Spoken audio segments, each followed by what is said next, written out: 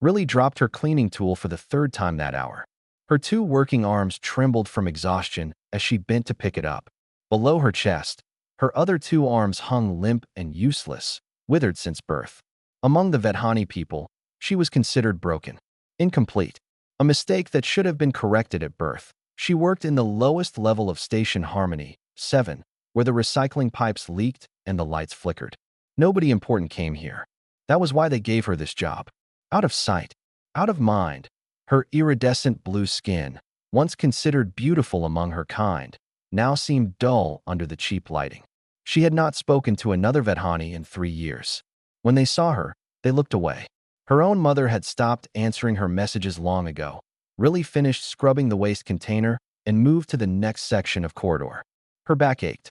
Her functioning arms burned with fatigue. But she kept working. The credits were small, but she was saving them. One day, she would buy passage to some distant colony where nobody knew what a proper Vedhani looked like, where she could just be a person instead of a reminder of genetic failure. She heard the footsteps before she saw them. Heavy, multiple sets. Her stomach tightened. The Kraxin emerged from the side passage. 4 of them, all young males. Their reptilian bodies were massive, covered in dark green scales. Each of them had 4 powerful arms that could crush metal. When they saw Riley, their mouths stretched into cruel smiles. "Look what we found," said the largest one. His name was Drask, and Riley knew him well. He had been tormenting her for months. "The half-made thing is still crawling around." Riley kept her eyes down. "I'm just working. I will move out of your way." "You contaminate this station with your presence," another Kraxin said. "Every time we see you, it ruins our day." Drask stepped closer. He was twice her height and 4 times her weight. "Why do you even exist? Your people should have disposed of you properly." Riley said nothing. She had learned that responding only made things worse. One of the Kraxin grabbed her cleaning cart and threw it against the wall. Tools scattered across the floor. Riley flinched but did not run. Running made them chase her. "Pick it up," Drask ordered. "Pick it up with your broken arms." The others laughed. Riley felt tears building behind her eyes, but she refused to let them fall. She knelt and began gathering her tools with her 2 working arms. A boot kicked the tools away from her reach. More laughter. "We asked you to use the broken ones," Drask said. "Are you deaf as well as defective?" Footsteps echoed from the far end of the corridor. All of them turned to look. 4 figures approached. They were smaller than the Kraxin, but walked with strange confidence.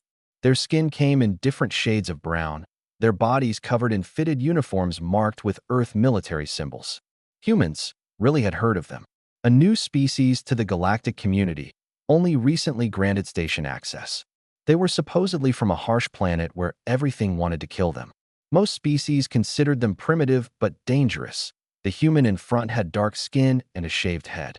His eyes moved across the scene, taking in everything. The scattered tools, the cornered Vedhani, the 4 large Kraxin. "Problem here?" he asked. His voice was calm but carried weight. Drask straightened to his full height, towering over the human. "No problem. We are just having a conversation with this defective creature. It does not concern you, small one." The human looked at Riley. Their eyes met for just a moment. She saw something in his expression that confused her. Not pity, not disgust, something else. "You all right?" he asked her directly. Nobody had asked her that in years. Riley could not find words. She just stared at him. "She is fine," Drask answered for her. "We were just leaving. Come, brothers. The smell of humans is worse than the smell of broken Vedhani." The Kraxin walked past the humans, deliberately bumping shoulders as they went. The humans did not react. They just watched until the reptiles disappeared around a corner. The dark-skinned human turned back to Riley. "I am Sergeant David Okonkwo. These are my squad members. Are you hurt?" Riley finally found her voice. "No, I am not hurt. Thank you. Does this happen often?" She hesitated. If she complained, the Kraxin would find out. Things would get worse. "It is nothing. I am used to it." The human named Okonkwo studied her face for a long moment. He seemed to understand more than she said. "If you ever need help, find us. We patrol this section every day at this time." Riley nodded but did not believe him. Nobody helped creatures like her. There was no benefit in it. The humans helped her gather her tools before continuing their patrol. Riley watched them go, confused by the encounter. Then she returned to work, trying to forget the kindness in the human's eyes. That night, in her tiny quarters, she counted her saved credits. Still not enough. She needed 3 more months of work before she could afford passage off this station. She wondered if she would survive that long. Outside her door, the station hummed with life. Thousands of beings going about their business. Not one of them cared whether she lived or died, at least that was what she believed. 3 days passed without incident. Riley began to hope that the Kraxen had grown bored with her. She was wrong. She was collecting recyclable materials from the old maintenance tunnels when she heard them coming. The tunnels were narrow here, barely wide enough for 2 Vedhani to pass. For the massive Kraxen, it would be a tight squeeze. But they came anyway. Riley turned to run, but 2 more Kraxen appeared from the opposite direction. She was trapped. Drask pushed through the narrow space, his scales scraping against the walls. His eyes gleamed with cruel pleasure. "Did you think we forgot about you, half-made thing? Please," Riley whispered. "I have done nothing to you. Your existence is an offense." Drask grabbed her by the neck with one massive hand. "We have decided to do something about it." He threw her against the wall. Riley hit hard, her working arms unable to absorb the impact properly. Pain exploded through her shoulder. Another Kraxen kicked her collection bag, scattering the recyclables she had spent hours gathering. "Look at this garbage. She collects trash because she is trash." Riley tried to rise, but a foot pressed down on her back, pinning her to the ground. She felt claws digging through her thin clothing. "Hold her still," Drask said. "I want to take my time." The beating began. Fists struck her ribs, her legs, her back. She curled into a ball, trying to protect her head with her 2 working arms. Her withered arms offered no protection at all. Something cracked. A rib, maybe 2. Riley screamed, but the sound echoed uselessly in the empty tunnel. "Listen to it squeal," one of the Kraxen laughed. "Like a dying animal." They pulled her upright. Blood ran from her nose and a cut above her eye. Her vision blurred with tears and pain. "You know what would be funny?" Drask said. "If we break her working arms too, then she would be completely useless. They would have to throw her out with the rest of the garbage." "No," Riley begged. "Please, no." Drask grabbed her right arm, the stronger of her 2 functional limbs. He began to twist. Riley felt the joint strain, felt the tendons stretching beyond their limits. None of them noticed the small figure watching from the shadows of a side passage. Private Yuki Tanaka had been taking a shortcut back to quarters when she heard the screams. Now she pressed herself against the wall, her hand moving silently to her communication device. "Squad, this is Tanaka. Emergency. Service Tunnel 7, Section 14. Assault in progress. For Kraxen, 1 victim. Move fast." She wanted to intervene immediately, but 4 Kraxen against 1 unarmed human would not help anyone. She needed her squad. In the tunnel, Drask continued twisting Riley's arm. "Should I break it fast or slow?" "What do you think, brothers?" "Slow," one answered. "Let her feel it." Riley's scream echoed through the tunnels as pressure increased on her arm. She could feel the bone bending, approaching its breaking point. "Stop fighting," Drask said. "Accept what you are. Broken. Worthless. Nothing. Please," she sobbed. "I just want to live. I just want to exist." "That is not your choice to make." In the human military quarters, Sergeant Okonkwo was already moving. Martinez, Walsh, and Tanaka fell into formation behind him. They ran through the corridors, pushing past startled aliens who jumped out of their way. "How bad?" Okonkwo asked through the comm. "Bad." Tanaka's voice came back. "They are going to cripple her. Maybe kill her. 2 minutes out." "She might not have 2 minutes." Okonkwo pushed harder. His lungs burned. His legs ached. None of it mattered. There was someone helpless being hurt, and he could stop in the tunnel. Drask finally released Riley's arm without breaking it. She collapsed to the ground, gasping with relief and pain. "Not yet," Drask said. "First, I want to destroy everything she owns." He picked up her cleaning equipment, the tools she needed for her job. One by one, he crushed them under his feet. Riley watched her livelihood being destroyed and felt the last of her hope dying with it. "Now," Drask said, reaching for her again. "Now we finish this properly. Hold her arms out. Both the working ones. I will break them together." 2 Kraxen grabbed her, stretching her arms out to the sides. Riley struggled weakly, but she had nothing left. No strength. No hope. No one coming to save her. Drask raised his massive fist. Say goodbye to your arms, half-made thing. From down the tunnel came the sound of running feet. Human feet. Drask paused, looking toward the sound. What now? Sergeant Okonkwo's voice echoed off the metal walls, cold and hard as steel. Put her down. Now. The four humans stood at the tunnel entrance in a spread formation. They were smaller than the Kraxen by far. Shorter. Lighter. By every physical measure, they should not have been a threat, but something in their eyes made Drask hesitate. I said put her down. Okonkwo stepped forward. His voice carried no fear. Only cold command. Drask laughed, though it sounded forced. You dare give orders to us, little creature? There are 4 of us. 4 of you. But we are twice your size with twice the arms. I am aware of the math. Okonkwo did not stop walking forward. You have 5 seconds to release her and leave. The Kraxen holding really looked at each other uncertainly. They had heard stories about humans. Deathworlders, some called them. Survivors of a planet that constantly tried to kill its inhabitants. But surely those were just stories. You think we fear you? Drask spread all 4 arms wide. We are Kraxen. Our warriors have conquered dozens of worlds. For seconds, this broken thing is not worth dying over. Human. 3 seconds. Private Martinez cracked her knuckles. Corporal Walsh shifted his weight onto his back foot. Tanaka's hand moved near her belt. Drask snarled. Fine. You want to die for this garbage? So be it. He lunged at Okonkwo with all 4 arms reaching. What happened next would become legend on Station Harmony. 7. Okonkwo did not retreat. He stepped into the attack, moving under Drask's reaching arms. His elbow drove upward into the Kraxen's throat. As Drask choked and stumbled, Okonkwo grabbed one of his arms and twisted. The sound of the joint dislocating echoed through the tunnel. Drask screamed. The other 3 Kraxen charged. They expected the humans to run or fall quickly. They were wrong. Martinez met the first attacker with a kick to the knee that buckled his leg sideways. As he fell, she drove her heel into his snout. Blood sprayed across the tunnel walls. Walsh ducked under a massive fist and delivered 3 rapid punches to his opponent's midsection. The Kraxen doubled over, and Walsh's knee met his face on the way down. Tanaka faced the largest of the remaining attackers. He swung at her with all 4 arms. She dodged, weaved, and countered. Every strike she landed was precise. Throat, eyes, groin, joints. She fought like she knew exactly where it would hurt most. The Kraxen had strength and reach. The humans had speed, technique, and something else.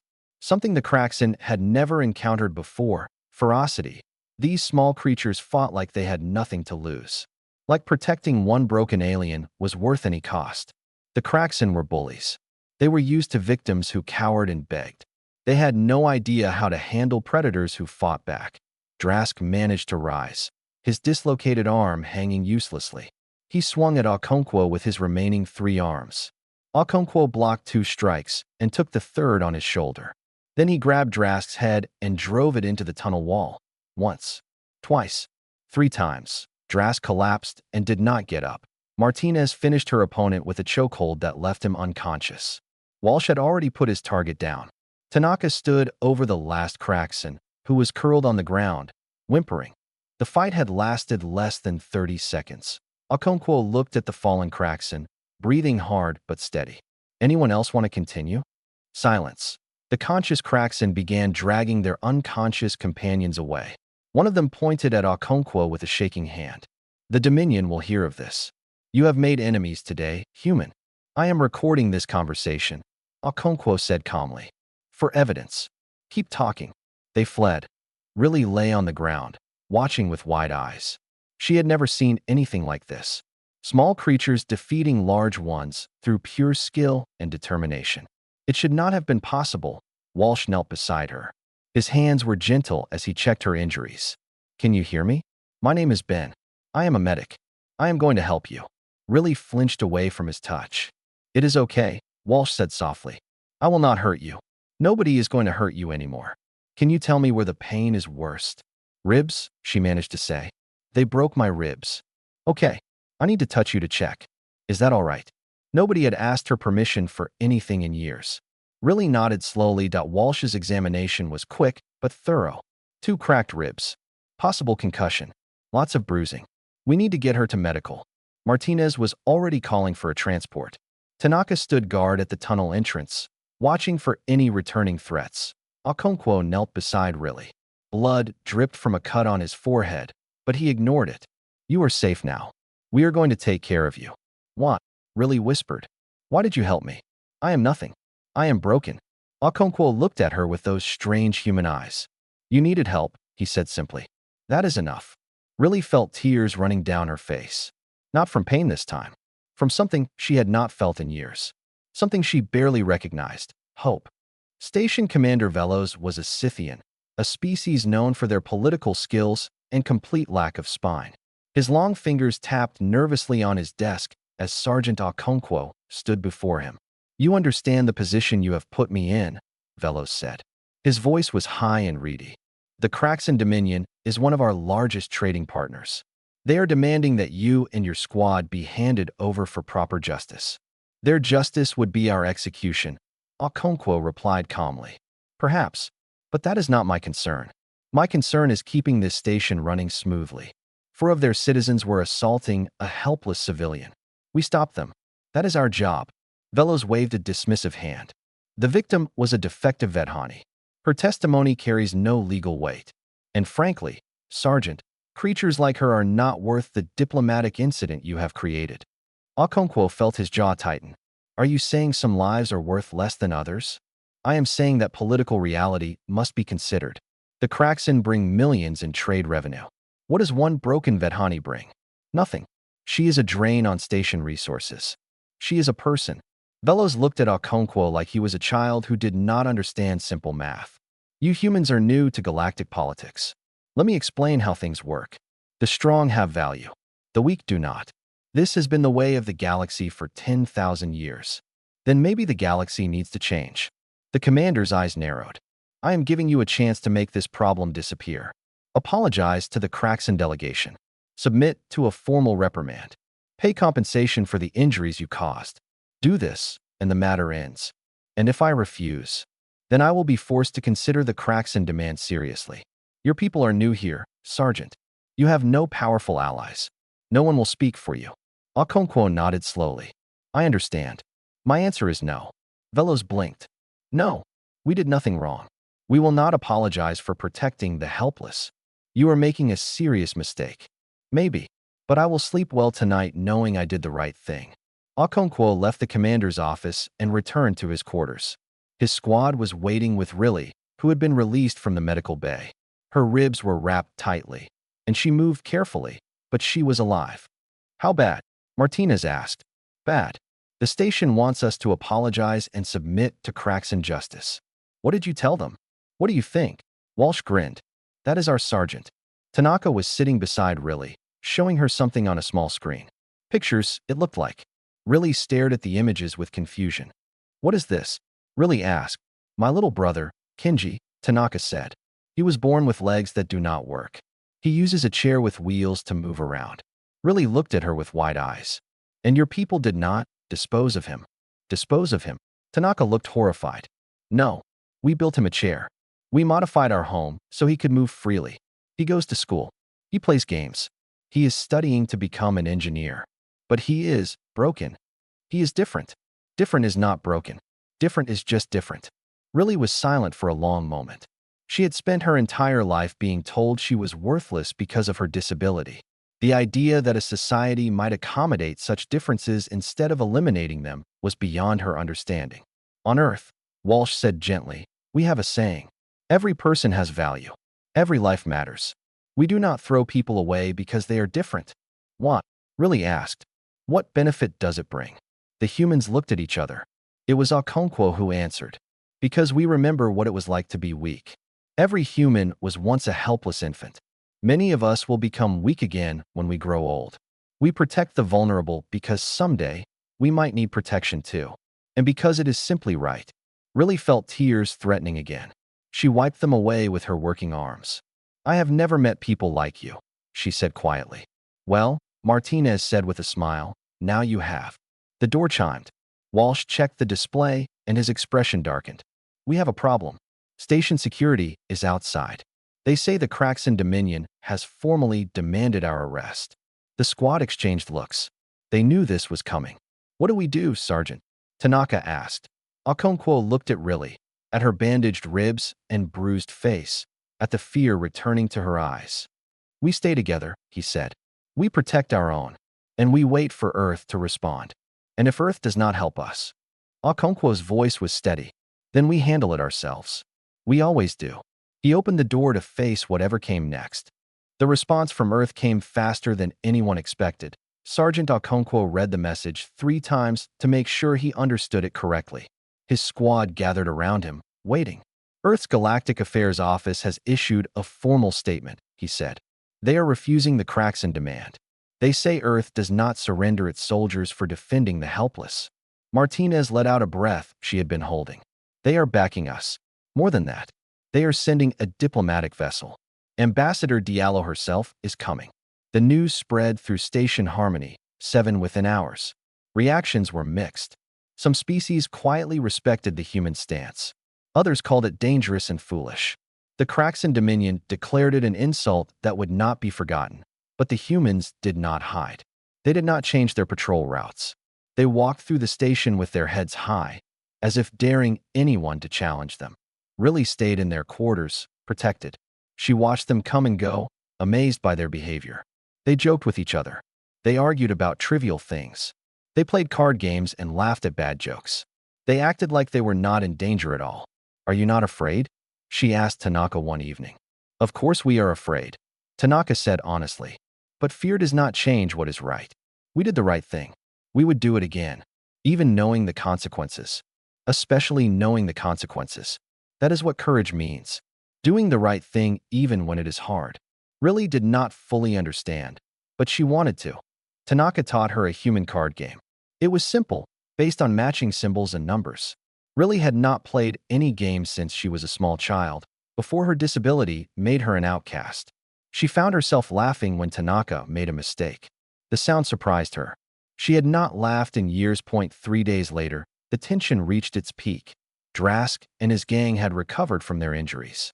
They began following the human patrols, keeping their distance but making their presence known. Threats were whispered. Other human personnel on the station reported harassment. Someone scratched threatening symbols on the door of the human quarters, but the squad refused to show fear. They continued their duties as if nothing had changed. On the 4th day, a crowd gathered in the central plaza.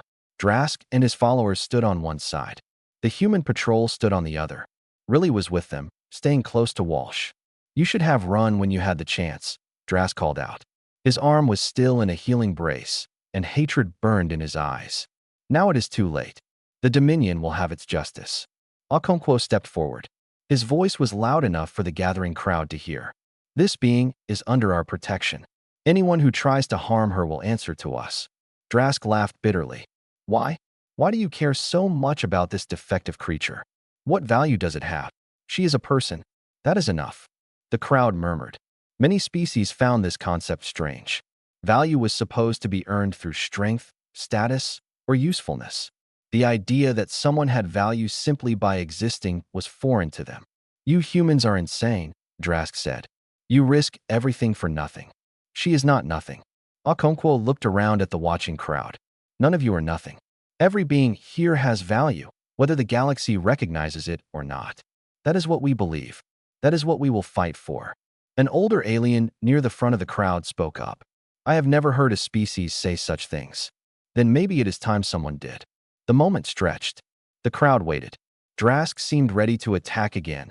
Consequences be damned. Then a new voice cut through the tension. Make way.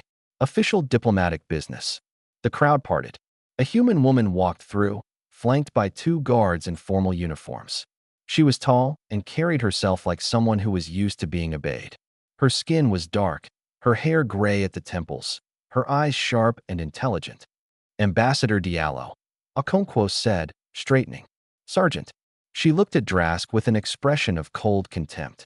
I assume this is the one who enjoys beating disabled civilians? Drask sputtered.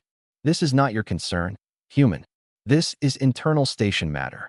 I am making it my concern. Ambassador Diallo smiled, but there was no warmth in it. I have brought some interesting information with me. I think everyone here will want to hear it. She turned to face the crowd, her voice carrying across the plaza. This is far from over. But before we discuss justice for these soldiers, perhaps we should discuss justice for the 17 other victims this gang has assaulted over the past 2 years. Drask's face went pale. That is a lie. We shall see. Ambassador Diallo said. We shall see. The evidence Ambassador Diallo presented was devastating. For 2 years, Drask and his gang had terrorized the lower levels of Station Harmony, 17 documented assaults. 5 victims permanently disabled. 2 deaths that had been ruled accidents, but now looked very different. All the victims had one thing in common. They were weak. Disabled. From species with no political power. The kind of people nobody cared about. Until now. Ambassador Diallo presented her findings to the Galactic Council representative present on the station. She did not frame it as a human Craxan conflict. Instead, she asked a simple question. Does the Council protect all its citizens, or only the powerful? The question hung in the air like a blade. Other species representatives began speaking up. They had heard rumors about the attacks, but assumed nothing could be done. The Craxan were too important. Their victims were too unimportant. That was how the galaxy worked. But watching the humans stand firm made them reconsider. If these small newcomers could challenge injustice, why could they not do the same? The Vethani delegation was especially shaken. Riley was one of their own, and they had done nothing to protect her. Their representative formally apologized, not just to Riley, but to all the Vethani who had been abandoned by their own people. Drask and his gang were taken into custody, not for attacking the humans, but for the pattern of violence they had inflicted on dozens of helpless beings over 2 years. The evidence was too strong to ignore. Even the Craxan Dominion quietly withdrew their support for the accused. The trial was quick. The gang was sentenced to hard labor on a mining colony. They would spend the next 20 years paying for their crimes. Riley watched them being led away in restraints. She felt no satisfaction, just a quiet sense of closure. The human squad was cleared of all charges. Ambassador Diallo made sure of that before returning to Earth. She left with a warning and a promise. Humanity will always stand for the vulnerable. If anyone doubts that, they are welcome to test us. Riley was offered compensation by the station, credits for her suffering, a new job with better pay. But she had a different request. She asked to stay with the humans. Corporal Walsh arranged for her to train as a medical assistant. Her 2 working arms were nimble and precise, perfect for delicate medical work. Her disability did not matter. Her skills did. Human engineers on the station designed something for her. A lightweight support frame that attached to her withered arms, giving her limited use of them for balance and simple tasks. It was not a cure. She would never be whole the way other Vethani were. But for the first time in her life, she felt complete. 3 months passed. Riley worked in the station medical bay, treating patients of all species. She was good at her job. More importantly, she was happy. One afternoon, a young alien child came in with her mother. The child stared at Riley's withered arms with undisguised curiosity. "Why are your arms like that?" the child asked. The mother looked embarrassed. "I apologize. She does not know better." Riley knelt down to meet the child's eyes. "I was born this way. I am different from others of my kind. Does it make you sad?" Riley thought about the question. A year ago, her answer would have been yes. She had spent her whole life being sad about what she was not. "It used to," she said. "But then I met some people who taught me something important. Different does not mean less. It just means different." The child nodded seriously, accepting this wisdom. Then she smiled and ran off to explore the medical bay. Riley stood and watched her go. That evening, she met Sergeant Okonkwo's squad for their regular meal together. Martinez was telling a terrible joke. Tanaka was groaning. Walsh was trying to explain human food to a confused alien vendor who had joined them. Okonkwo noticed Riley standing at the edge of the group. "Are you going to stand there all night, or are you going to sit down?" Riley took her seat among them. Her squad. Her family. "I never thanked you properly," she said quietly to Okonkwo. "For everything." He shook his head. "You do not need to thank us. We did what was right." "But why?" "I have asked before, but I still do not fully understand. I was nothing to you. Why did you risk so much?" Okonkwo was silent for a moment. Then he said something that Riley would remember for the rest of her life. "Because that is what humans do. We see someone suffering, and we help. We see someone being hurt, and we stop it. Not because it benefits us. Not because we expect anything in return. But because every person deserves to be protected. Every life matters, including yours. Really felt tears on her face again. But this time, they were not from pain or sadness. They were from joy. She finally belonged somewhere. She finally had people who cared whether she lived or died. She finally had a family. All because four small, strange creatures from a deadly planet had decided that one broken alien was worth fighting for. That was what it meant to be human. And now, in a small way, really understood.